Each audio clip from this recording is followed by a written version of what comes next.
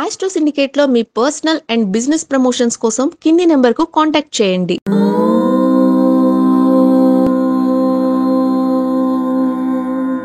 ఓం శ్రీ గురుభ్యో నమః. హరి ఓం. సర్వమంగళ మాంగళ్యే శివే సర్వార్ధ సాధికే శరణ్యే త్ర్యంబికే గౌరీ నారాయణి నమోస్తుతే.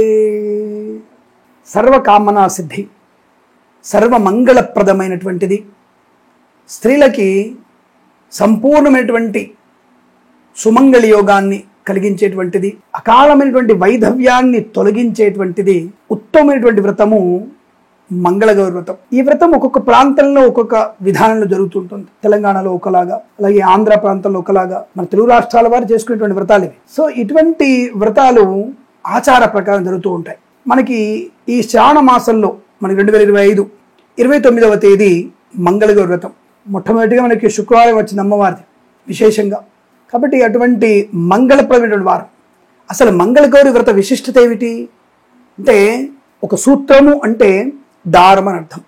దారములో 2 మంగళములు అంటే 2 సూత్రాలు, దారానితో ఉన్నటువంటి 2 సూత్రములు, ఆ సూత్రంలో 2 దారములు ఉంటాయి. వాటిని శతమానములు అంటారు కొంతమంది. అనేకమైనటువంటి అంటే మంగళగౌరి సంబంధించినటువంటి బంగారము, ముత్యము, పగడము, నల్లపూసలు, వెండి, ఇవన్నీ కూడా మంగళప్రదమైనటువంటివి. ఈ మంగళప్రదమైనటువంటి 2 బంగారు భార్యాభర్త స్వరూపం, లక్ష్మీనారాయణ స్వరూపం, అలాగే పార్వతీ పరమేశ్వర స్వరూపం, బ్రహ్మ సరస్వతి స్వరూపమైనటువంటి ఈ మాంగళ్యములు అభీష్టము నెరవేర్చడానికి, భార్యాభర్తల మధ్య అన్యోన్యతని కాపాడడానికి మొట్టమొదటిగా చేసేటువంటి వ్రతం ఆడపిల్లలు మంగళగౌరి వ్రతం. తన వివాహ ప్రక్రియలో మొట్టమొదటి పూజ, తనకి బుద్ధి వచ్చిన తర్వాత తను శ్రద్ధగా ఆచరించేటువంటి, ఆనందంగా ఆచరించేటువంటి ఒక ఉత్తమ వ్రతము గౌరీ వ్రతం. ఇది వివాహ క్రతువులో ప్రారంభమవుతుంది. పంతులు గారు అమ్మాయిని ఒక గదిలో ఉన్నప్పుడు, అమ్మా మా గౌరీ వ్రతానికి గౌరీ పూజకి ఏర్పాటు చేయండి అని చెప్తుంటాడు. అటువంటి గౌరీ ఏర్పాటు చేసిన సందర్భంలో అక్కడ మనకి ఒక బియ్యం పోసి వెదురు బుట్టలో ఈ చందనము గీసినటువంటి చందనపు రాయి, సానరాయి అంటారు, సానరాయి పైన చందనపు చెక్కను పెట్టి, ఆ చందనపు చెక్కతో పాటుగా మనము పసుపు గౌరిని చేసి అక్కడ గౌరీ పూజ చేస్తారు. తండ్రి కూర్చొని చేపిస్తాడు, తండ్రి తల్లిదండ్రులు ఇద్దరు కూడా కూర్చొని చేపిస్తారు, శ్రద్ధగా చేపిస్తారు. ఇటువంటి శ్రద్ధగా ఆచరిస్తున్నటువంటి ఈ గౌరీ పూజని అక్కడ స్టార్ట్ అవుతుంది అమ్మాయికి మంగళగౌరి పూజ. మంగళగౌరి వ్రతం తెలియకుండానే అక్కడ మంగళగౌరి వ్రతం స్టార్ట్ అవుతుంది. ఆ రోజు కథ విన్నదంతే, కానీ క్రియ మొత్తం అలాగే ఉంటుంది. అటువంటి పరమ పవిత్రమైనటువంటి వ్రతము మంగళగౌరి వ్రతం.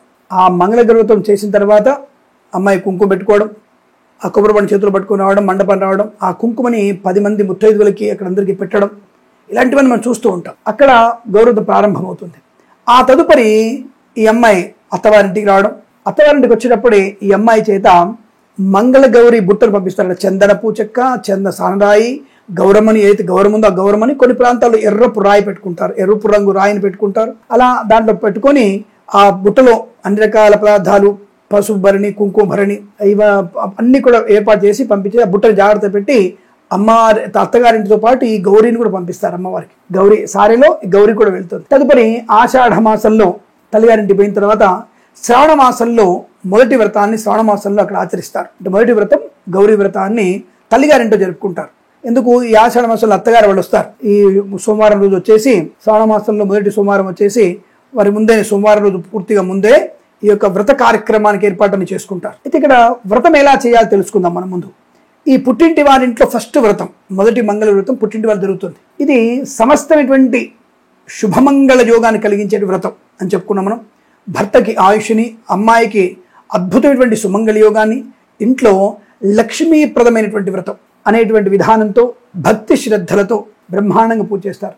ఈ రోజున మంగళగౌరి వ్రతం రోజున ముందుగానే ఇల్లును శుభ్రం చేసుకొని, ముందు రోజు రాత్రి కూడా అల్పాహారం మాత్రమే తిని, మంగళవారం రోజు సూర్యోదయానికి ముందే లేచి తలంటు స్నానం చేయాలి అమ్మాయి. శుభ్రంగా తలకు పోసుకొని, చక్కగా జడ వేసుకొని, స్నాన సంధ్యానుష్ఠానాలు పూర్తి చేసుకొని, అమ్మవారి పీటను అలంకరింపజేసుకొని, ఆ పీట పైన కొత్త బియ్యం పోసి, ఆ బియ్యం పైన కొత్త వస్త్రం పైన బియ్యము, బియ్యం పైన కలశారాధన, అమ్మవారి ముఖాన్ని పెట్టుకోవచ్చు, లేదా కొబ్బరికాయకి అమ్మవారి ముఖము, కళ్ళు, ముక్కు, నోరు సిద్ధం చేసుకొని, ఆ చెవులు వచ్చినట్టుగా అందంగా అలంకరింపజేసుకొని అమ్మవారికి కలశంలోకి ఆవాహనం చేయాలి. అమ్మ తల్లి, సమస్తమైనటువంటి మంగళములు కలిగించడానికి నన్ను భక్తిగా శ్రద్ధగా నిన్ను పూజించేటువంటి యోగ్యతని కలిగించమని చెప్పి అమ్మవారికి నమస్కారం చేసుకొని ముత్తైదులను పిలుచుకోవాలి. 5గురిని కానీ 9 మందిని కానీ ముత్తైదులు అంటే ఆచార ప్రకారంగా 5గురు ముత్తైదులు చెప్తారు. మొదటి వారం 5గురు ముత్తైదువులు, అలాగే మొదటి వారంలో 5 దారాలకి 5 ముళ్ళు వేసి అమ్మవారికి ఒకటి, ముత్తైదుకు ఒకటి, తనకొకటి, అలాగే ఒక మనము కత్తికి కానీ లేదా ఒక అట్లకాడ అంటారు, సలాకి అంటారు, తెలంగాణలో సలాకి అంటారు, ఇనుపదానికి మంచిగా బ్రహ్మాండ ఇనుప శుభ్రం కడిగి ఆ ఇనుప సలాకికి ఆ తోరం కట్టి అది పక్కన పెట్టుకుంటారు.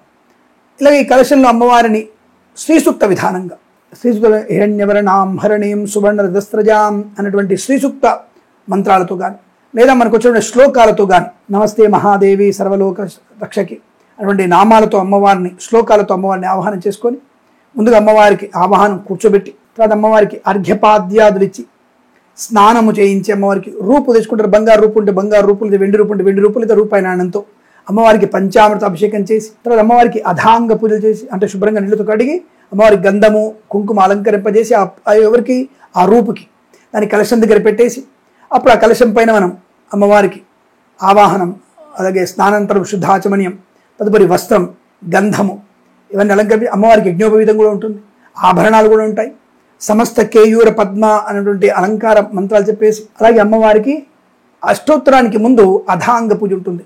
పాదాలకి అలాగే అమ్మవారికి పాదాల నుంచి శిరస్సు వరకు అధాంగ పూజ చేసి తదుపరి అష్టోత్తర నామం చెప్పి ఈ యొక్క తోర గ్రంథి పూజ ఉంటుంది. ఆ తోర గ్రంథి ఒక 5 దారాలకి అంటే 5 తోరాలు 5 ముళ్ళు వేసి దానికి ఒక పుష్పం కట్టుకొని 5 అంటే దాదాపు 4 కట్టుకోవాలి. 4 నమ్మదర పెట్టేసి రెడీ పెట్టుకోవాలి.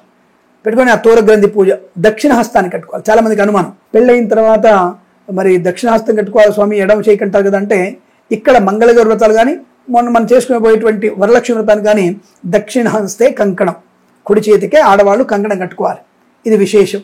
అది కట్టుకొని తప్పకుండా ఇప్పుడు అమ్మవారికి అష్టోత్తరనామాలు చెప్పిన తర్వాత ధూపము, దీపం, నైవేద్యం. నైవేద్యాలు ఏం పెట్టాలి? మనం చలివిడి తప్పకుండా పెట్టాలి, చలివిడి పెట్టాలి, మరియు బెల్లపు పాయసం కూడా అమ్మవారికి పెట్టాలి. తదుపరి అమ్మవారికి ఇష్టమైనటువంటి పదార్థాలు నివేదన చేయవచ్చును. చలివిడి తప్పకుండా పెట్టాలి, అది గుర్తుపెట్టుకోండి. అలాగా కొంతమంది అరిసెలు కూడా పెడుతుంటారు, నైవేద్యం మహానైవేద్యంగా అరిసెలు పెడుతుంటారు. ఇవన్నీ కూడా అమ్మవారికి సమర్పణ చేసిన తర్వాత తప్పకుండా ఇక్కడ మనకి మంగళహారతి ఉంటుంది. మంగళహారతి పాటలు బ్రహ్మాండంగా పాడుకోవడం. అమ్మవారికి నైవేద్యం పెట్టిన తర్వాత మంచి మంగళహారతి ఇస్తున్నప్పుడు 5 జ్యోతులు వెలిగించాలి. అంటే జ్యోతులు 5 ఉండాలి. ఈ 5 జ్యోతుల మీద మనం ముందుగా ఒక సలాకి అట్లకాడకి ఇనుపది, అంటే చాలామంది ఇనుప వద్దంటారు కానీ ఇనుపదానికే విశేషం ఎక్కువ. ఇనుపదానికి వద్దంటారు, వెండిది పెట్టుకుంటారు. వెండి అట్లకాడ వరకు ఉంటుంది కాబట్టి ఈ చాకులు కానీ కత్తులు కానీ అవన్నీ కూడా ఇనుపవే. సరే మనం స్టెయిన్లెస్ స్టీల్ అనుకుంటాం కానీ అవి ఇనుపవే. అందుకే పూర్వకాలంలో మంచి ఇనుప అట్లకాడకే శుభ్రం కడిగి దానికి నెయ్యి రాసేవారు. ఆవు నెయ్యి, మంచి ఆవు నెయ్యి, బ్రహ్మాండమైనటువంటి ఆవు నెయ్యిని రాసి, ఏదో మనకి ఈ తప్పుడు షాపులలో దొరికేటువంటి కాదండి, మంచి సుగంధ పరిమళ భరితమైనటువంటి ఈ ఆవు నెయ్యిని అట్లకాడకి రాసి ఇక్కడ మనము జ్యోతులు వెలుగుతాం కదా, ఆ జ్యోతులు వెలిగిన మంగళహారతి పాట పాడుతూ ఈ మంగళహారతి జ్యోతుల యొక్క ఈ పొగ వస్తుంది కదా జ్యోతుల మించి, ఆ పొగని అట్లకాడికి మసిలాగా పట్టాలి, దాన్ని మసి పట్టాలి. దాన్ని ఆ అటువైపు 2 వైపులు కూడా మసి పట్టించేసి అమ్మవారి మంగళహారతి పాట అయిపోయిన తర్వాత కొంతమంది కథ చెప్తున్నప్పుడు మంగళహారతి అయిపోయిన తర్వాత మంగళ జ్యోతులు కింద పెట్టి కొంతమంది ఆ యొక్క అట్టకాడకి కథ వింటున్నప్పుడు కూడా ఈ యొక్క అట్టకాడకి కాటుక పడతారు. ఇదంతా అయిపోయిన తర్వాత కథ అయిపోయిన తర్వాత తప్పకుండా మరి కొంతమంది ఏం చేస్తారంటే అట్లకాడని కథ అప్పుడు పడుతుంటారు. కొంతమంది అక్షతలు చేతులు పట్టుకొని శ్రద్ధగా కథ వింటారు. ముందుగా కథ విని ఆ కథాక్షతలు అమ్మవారు తెలిపిస్తారు. కొంతమంది ఇక్కడ నాకు తెలిసినంత వరకు కథాక్షతలు చేతులు పెట్టుకొని ఆ కథాక్షతలన్నీ కూడా అమ్మవారి పాదాల దగ్గర వదిలేసి అక్కడి నుంచి 2 అక్షతలు తీసుకొని తలపైన వేసుకోవాలి. కొంతమంది కథాక్షతలు అక్కడ వేసేసి కొన్ని తలపైన వేసుకుంటారు. అలా కాదన్న అభిప్రాయం.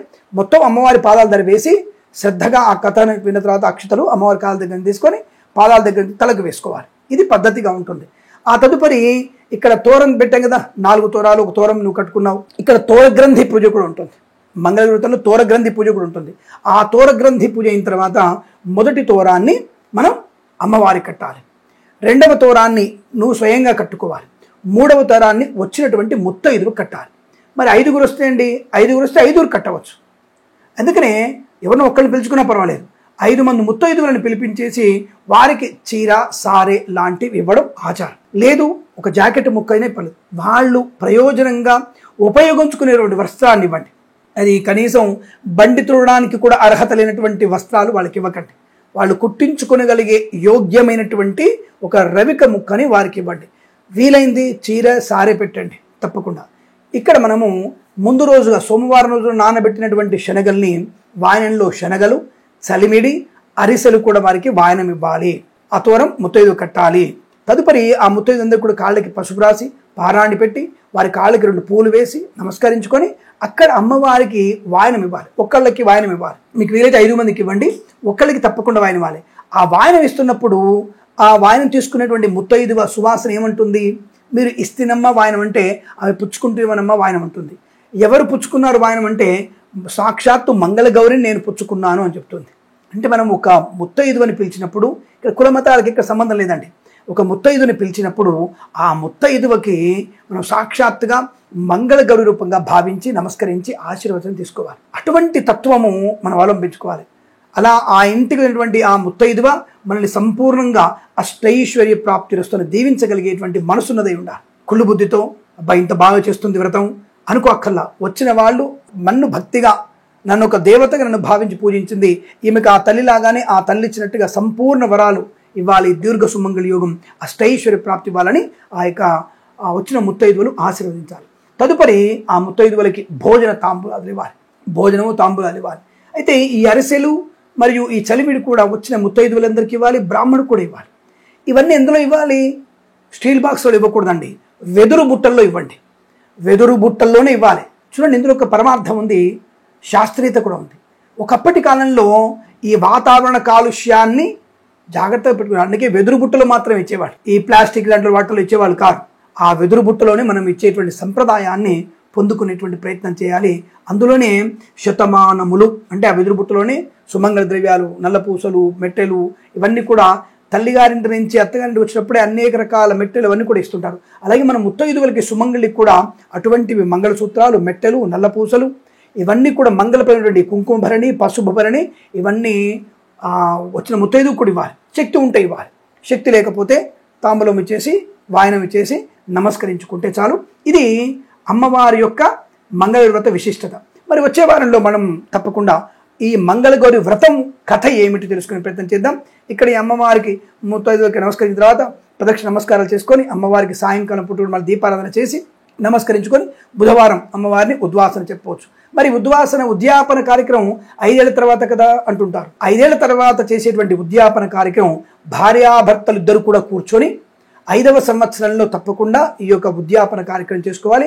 అక్కడ మళ్ళీ మనము ఈ యొక్క వ్రతంలో మొదటిసారి 5గురు, 2వ సంవత్సరంలో 10 మంది, 3వ సంవత్సరంలో 15 మంది, 4వ సంవత్సరంలో 20 మంది, 5వ సంవత్సరంలో 25 మంది ముత్తైదువులను పిలవాలి. అలా తప్పకుండా పెంచుకుంటూ వెళ్ళాలి. అలాగే తోరాలు కూడా 5, 10, 15, 20, 25 తోరాలు కూడా అందరికీ ఇవ్వాలి. వాయనాలు కూడా 5, 10, 15, 20, 25 వాయనాలు కూడా ఇవ్వాలి.